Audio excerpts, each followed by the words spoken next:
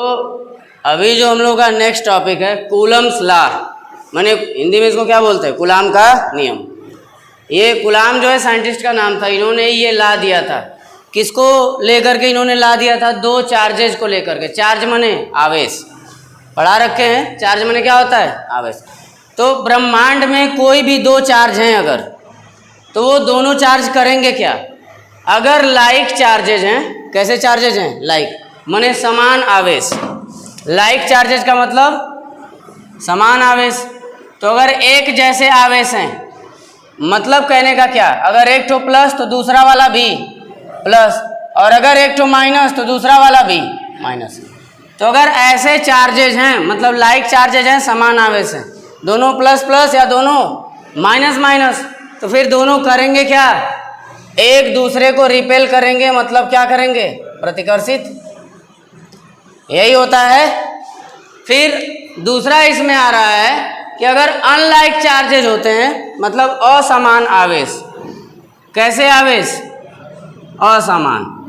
तो अगर असमान आवेश हैं तो ये एक दूसरे को क्या करते हैं? अट्रैक्ट करते हैं, आकर्षित करते हैं। अब असमान कैसे होंगे? एक तो प्लस तो दूसरा वाला माइनस। ठीक है। अब जब इन्होंने ये बात बताई तो किस बेसिस पे इन्होंने ये बात बताई? भाई जो चार्ज होते हैं, जैसे मान लो एक चार्ज हमने लिया Q1 और दूसरा हमने चार्ज क्या ले लिया? Q2, और इनके बीच का डिस्टेंस क्या ले लिए? R। ठीक है। ओए शांत हो जाओ। तो अगर Q1 को प्लस लेंगे और Q2 को भी प्लस लेंगे तो दोनों एक दूसरे को क्या करेंगे? रिपेल करेंगे, धक्का देके एक दूसरे से दूर भगाएंगे। ये कहेगा तू भाग जा, ये कहेगा तू भाग जा। और वहीं पे अगर माइनस माइनस हुआ तब भी एक दूसरे को भगाएंगे। चल हट यहाँ से, हवा आने दे, तू भी भिखारी मैं भी भिखारी, मैं तेरे पास नहीं आएगा और तू मेरे पास मत आ। अब अगर ऐसा सीन क्रिएट हो गया कि एक ठो प्लस और एक ठो माइनस, तो तुम्हें तो पता है कि पूरे ब्रह्मांड में ये लॉ लगता है कि प्लस हमेशा माइनस को क्या करता है? अट्रैक्ट करता है, करेगा। अब ये दोनों एक दूसरे को रिपेल करें या फिर अट्रैक्ट करें, रिपेल करें या फिर क्या करें? अट्रैक्ट करें। माने एक दूसरे को दूर भगाएं या पास बुलाएं, प्रतिकर्षित करें या आकर्षित करें। दोनों केस में लग क्या रहा है बताओ? फोर्स। फोर्स मतलब बल। तो अब जो फोर्स लग रहा है दोनों के बीच में, उसी फोर्स के बारे में आगे चर्चा की गई है। मेनली कूलाम का लॉ यहीं से स्टार्ट होता है। ये चीज़ें भी उन्होंने ही बताई थी। The force between two charges in the universe, मतलब क्या? ब्रह्मांड में कोई भी दो चार्जेज हैं तो उनके बीच लगने वाला क्या? फोर्स। इनके बीच कुछ तो लग रहा है, फोर्स लग रहा है। वो फोर्स डायरेक्टली प्रोपोर्शनल होता है। डायरेक्टली प्रोपोर्शनल का मतलब क्या होता है? अनुक्रमानुपाती। माने फोर्स इज डायरेक्टली प्रोपोर्शनल किसके? To the product of charges. मतलब जितने चार्जेज हैं, कितने हैं? Q1 और Q2, चार्ज 1 चार्ज 2, तो इन दोनों के प्रोडक्ट के डायरेक्टली क्या होता है? प्रोपोर्शनल। कौन? इनके बीच लगने वाला फोर्स। ठीक है। अब ऐसी बात उन्होंने क्यों कही कि अगर चार्ज की वैल्यू बढ़ेगी तो दोनों एक दूसरे को और तेजी से धक्का देंगे। मान लो साइज इसकी बढ़ गई, इसकी भी साइज बढ़ गई, तो दोनों बाहुबली टाइप से हो जाएंगे, तो ज़्यादा फोर्स लगाएंगे कि नहीं?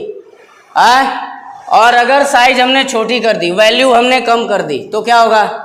जैसे ही चुटपुटिया हो जाएंगे, साइज छोटी हो जाएगी, एक दूसरे को कम खींचेंगे या कम प्रतिकर्षित करेंगे। यानी एक दूसरे पे फोर्स जो लगाएंगे उसकी वैल्यू क्या होगी? कम होगी। साइज कम इनकी हुई तो फोर्स भी क्या हो गया? कम। साइज इनकी बढ़ी तो फोर्स भी क्या हो गया? बढ़ गया। तो ये सिंबल भी तभी तो लगाते हैं जब एक को बढ़ाएं तो दूसरा भी बढ़ जाए, और एक को घटाएं तो दूसरा भी घट जाए। ठीक है। अब कूलाम ने ये अगली बात क्या कही थी? The force between two charges, जो दो आवेश हैं Q1 और Q2, इनके बीच का जो फोर्स है इनवर्सली प्रोपोर्शनल होता है, माने व्युत क्रमानुपाती होता है। क्या होता है? व्युत क्रमानुपाती। किसके? To the square of distance between them. मतलब क्या? इनके बीच का डिस्टेंस क्या लिए हैं? R। इसी के स्क्वायर के क्या होता है? व्युत क्रमानुपाती होता है। देख रहे हो ना, नीचे ला दिए है ना, तो जब नीचे ला दिए तो व्युत क्रमानुपाती मतलब उल्टा, और अनुक्रमानुपाती मतलब सीधा सीधा, ऊपर सीधा सीधा हिसाब था, एक बढ़ा तो दूसरा भी बढ़ा, एक घटा तो दूसरा भी घटा, नीचे उल्टा हिसाब हो गया। क्या?